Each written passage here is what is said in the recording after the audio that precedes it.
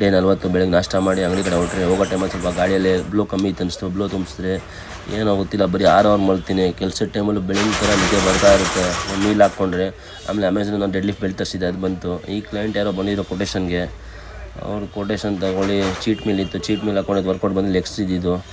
ಇವ್ರು ಯಾರೋ ಹೊಸ ಕ್ಯಾಂಡಿಡೇಟ್ ಅನ್ಕೊತೀನಿ. ಇವ್ರಿಗೆ ಡ್ರಾಪ್ ಸೆಟ್ ಫಸ್ಟೇ ಎಲ್ಲ ಹೇಳಿದೆ, ಅದು ಪ್ಲೇಟ್ ಡ್ರಾಪ್ ಮಾಡಿ ನಮ್ಮ ಮುಖಗಳು ನೋಡ್ತಾಯಿದ್ರು ನನಗೆ. ಇದಾದ್ಮೇಲೆ ನೆಕ್ಸ್ಟ್ ವೇರಿಯೇಷನ್ ಬಂದುಬಿಟ್ಟು ಲೆಗ್ ಎಕ್ಸ್ಟೆನ್ಷನ್ ಹೊಡೆದೆ. ಇದ್ರ ಬಂದ್ಬಿಟ್ಟು 3 ಸೆಟ್ ಹೊಡೆದೆ, 15 reps. ಇದು ಮೇಲೆ ಬಂದು 1 ಸೆಕೆಂಡ್ ಪಾಸ್ ಮಾಡ್ತಾಯಿದ್ದೆ, ಸ್ಲೋ ರೆಪಿಟೇಷನ್ಸು. ಅದಾದಮೇಲೆ ನೆಕ್ಸ್ಟ್ ವೇರಿಯೇಷನ್ ಬಂದುಬಿಟ್ಟು ಲೆಗ್ ಪ್ರೆಸ್ ಹೊಡೆದೆ. ಲೆಗ್ ಪ್ರೆಸ್ಸಲ್ಲಿ ಬಂದುಬಿಟ್ಟು 3 ವರ್ಕಿಂಗ್ ಸೆಟ್ಟು, ಲಾಸ್ಟಲ್ಲಿ ಒಂದು ಬಂದುಬಿಟ್ಟು ಡ್ರಾಪ್ ಸೆಟ್ ಹೊಡೆದೆ, ಟ್ರಿಪಲ್ ಡ್ರಾಪು.